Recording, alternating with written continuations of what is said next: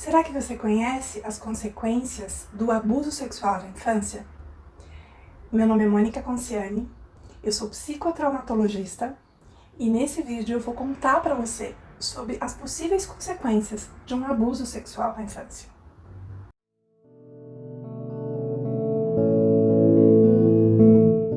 O problema do abuso sexual não foi o evento em si que aconteceu. Óbvio que é terrível a lembrança, mas o maior problema é a consequência disso nas reações dela na vida, na forma como ela interage, como ela age e interage com as outras pessoas. Não necessariamente tem a ver com problemas que vão atingir a sexualidade dessa pessoa, mas questões que são muito mais sutis às vezes de perceber. E um detalhe que eu queria contar também é que as reações que os pais tiveram frente àquilo que aconteceu também é muito significativo e muito importante para como essa criança vai lidar na vida. Uma criança que conta para uma mãe que está sendo abusada e essa mãe simplesmente ignora ou não acredita nessa criança, questiona se ela não está mentindo ou inventando, traz para essa criança um senso de não ter com quem contar ou não ser acreditado, não poder dizer a verdade e muitas outras consequências. Quando isso acontece, às vezes é muito difícil esse processo, porque primeiro, além do evento em si, tem essa conexão, esse vínculo com essa mãe, ou esse pai, ou esse cuidador que deixou de proteger essa criança. Então ela se sente desprotegida, invalidada e sem fronteiras bem definidas. Isso traz várias consequências para a idade adulta dela. Bom, queria contar uma das consequências, uma das consequências possíveis, tá? Existem várias, mas eu selecionei algumas aqui para contar para vocês. Uma delas é a ruptura de limites. O que significa isso?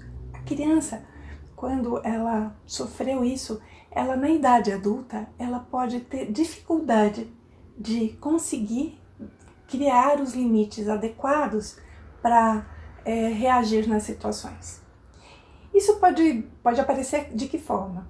Por exemplo, alguém que não consegue dizer não, que as outras pessoas abusam dela de várias formas, né? Não abuso sexual em si, mas de várias formas. Então, ela quando se sente invadida, ela não consegue, às vezes, nem identificar que está sendo invadida, que dirá colocar esses limites adequadamente. Então, existem essas rupturas de limite. Ou às vezes os limites ficam tão frágeis que é como se nem existisse. Qualquer um pode chegar e fazer o que quiser com ela, e ela simplesmente não reage.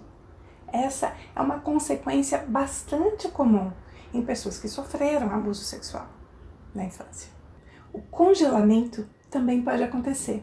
E o que é o congelamento? O congelamento é quando alguém tenta falar alguma coisa, fala alguma coisa que agride, ao invés de reagir, congela, não tem reação. Ou isso pode aparecer também como falta de energia para agir na vida. Então essa pessoa fica com um congelamento ou um subacoplamento, é um outro termo técnico que nós usamos em psicotraumatologia, mas esse congelamento ele pode fazer com que a pessoa não consiga reagir ou em determinadas situações ou na vida como um todo. Então fica aquela pessoa que parece que não tem energia, às vezes o tônus, inclusive o tônus facial pode ficar sem tônus, a tonacidade da pele como um todo fica bem fragilizada, ou ela não consegue ter ação, né? Ela não consegue ter reação. Também conectado com isso, pode ter uma dificuldade em ter uma agressividade saudável. E o que é uma agressividade saudável? A agressividade saudável é conseguir reagir adequadamente nas situações. Não exageradamente, mas também não sem reação. Ou seja, conseguir reagir quando é necessário. Então, se eu sou atacada por alguém, eu consigo reagir. Se seja esse ataque verbal ou físico, ou se alguém tenta entrar dentro de algo que é meu e que eu não quero, ou se alguém tenta fazer alguma coisa comigo que eu não quero, então eu tenho que ter agressividade saudável o suficiente para colocar os limites. Não acreditar no seu próprio potencial. Essa pessoa pode ficar com um descrédito de si, principalmente se aconteceu aquilo de ela relatar para um adulto, pedir ajuda e não ter tido essa ajuda. É como se ela se sentisse impotente, né? Por quê? Porque a memória corporal dela traz essa impotência de conseguir reagir na situação. Como ela não conseguiu reagir adequadamente, é como se ela se sentisse impotente em outras situações. E aí falta energia para reagir nas situações. Isso é também bastante comum. Também aparecem situações em que a pessoa não consegue se colocar, não consegue colocar a própria opinião sobre uma determinada situação. E às vezes não é nem a questão de ser invadida, mas a questão de se colocar. Eu me lembro de um cliente que ele chegou no consultório, a queixa dele era que ele não conseguia ser promovido. E quando a gente começou a trabalhar essa questão de ele ser ou não promovido, ele mostrou que uma das dificuldades que ele tinha era de conseguir se colocar nas reuniões de trabalho, colocar a própria opinião. Ele tinha boas ideias, ele era uma pessoa bastante criativa e tinha soluções para situações que se apresentavam nas reuniões. Mas quando ele vinha aquela ideia, vinha o que seria uma solução para numa determinada reunião, por exemplo, mas ele não tinha força suficiente para colocar a própria ideia. E às vezes outra pessoa depois apresentava a mesma ideia que ele teve. E ele era tido como alguém que não conseguia dar soluções, não conseguia interagir, enfim. Quando a gente foi entender o que acontecia com ele, que impedia ele de fazer esse movimento, a gente foi mergulhando no corpo dele. E aí esse corpo trouxe o que tinha acontecido. E tinha sido uma situação de abuso, onde ele não pôde, ele foi bloqueado de falar. Ele não pôde se expressar, porque se ele se expressasse, ele seria ainda mais agredido. Quando a gente trabalhou isso para terminar de processar esse trauma que ele tinha sofrido, aí ele conseguiu começar a se colocar na reunião, porque o corpo dele passou dessa fase, né? Terminou esse processamento e ele conseguiu se colocar as próprias ideias nas reuniões. Foi muito interessante na época, porque ele deslanchou, recebeu inclusive um convite para ir morar em outro país, né? Foi promovido dentro da empresa e recebeu esse convite. Mas só para colocar que às vezes essa falta de coragem, vamos dizer assim, de colocar, é como se algo impedisse a pessoa. Isso pode acontecer também. Também pode acontecer uma relação de prazer e culpa. Então é comum que a pessoa tenha tido, às vezes, na situação corporal, um estímulo que trouxe prazer naquele momento. Só que ao mesmo tempo ela se sente culpada, porque ela acredita que sofreu aquilo e que foi responsável por aquilo. E isso fica tudo muito misturado dentro dela.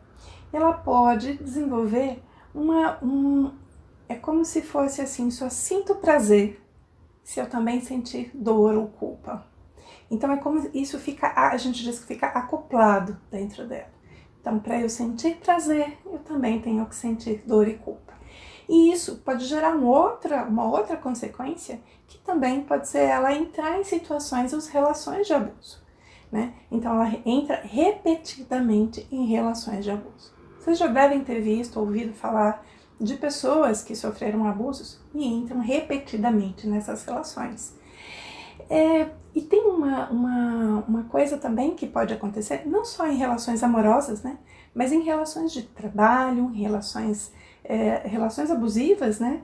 De todas as formas, seja uma amizade, seja o trabalho, seja relações familiares, quaisquer tipos de relações que ela pode entrar repetidamente. E eu brinco que é como se o sistema da pessoa ele reagisse que nem um disco riscado, né? Que ele tenta repetir a situação para passar para a próxima faixa. Enquanto ele não consegue terminar de processar, ele repete o script para ver se aquilo consegue ser modificado.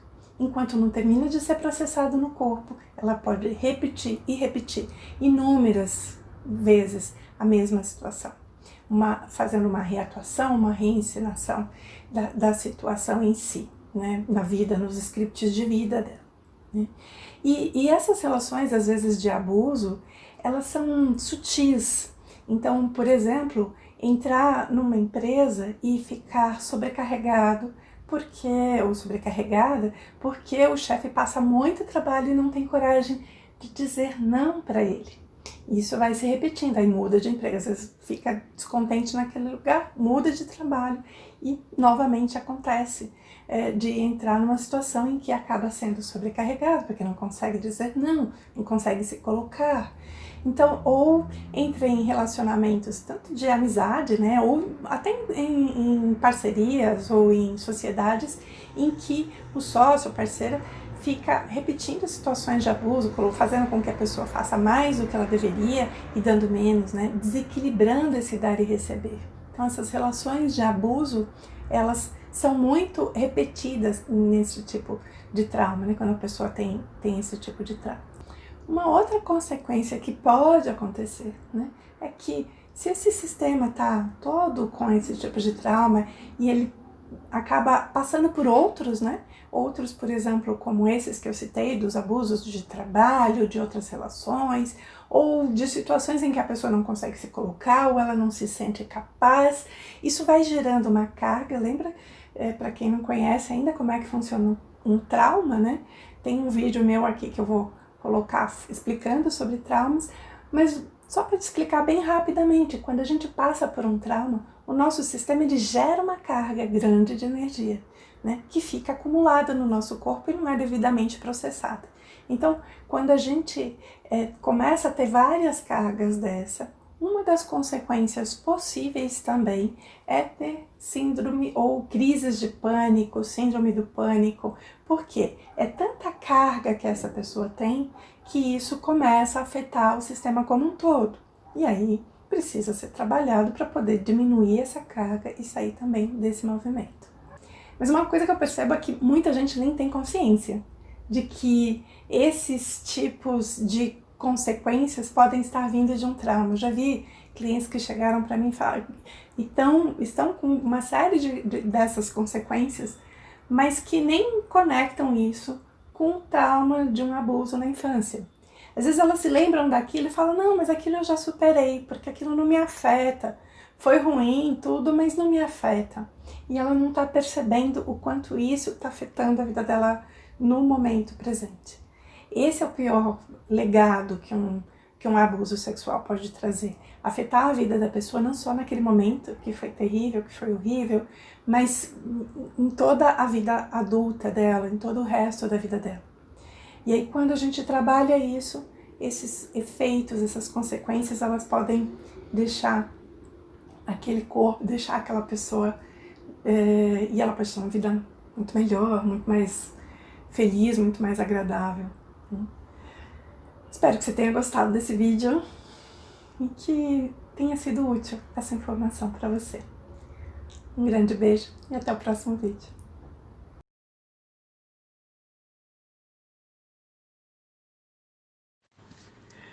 E se você tiver algum desses sintomas, se identificou com algo que eu falei, ou se tiver alguma dúvida e quiser que eu fale mais sobre algum assunto, escreve nos comentários.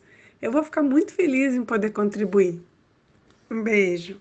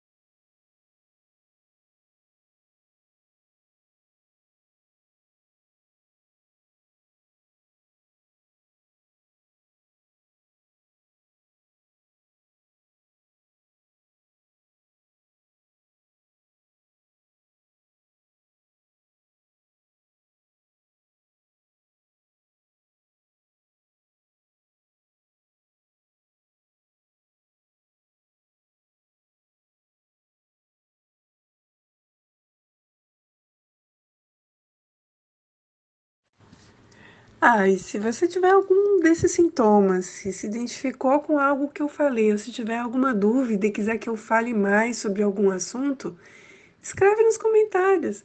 Eu vou ficar muito feliz em poder contribuir. Um beijo.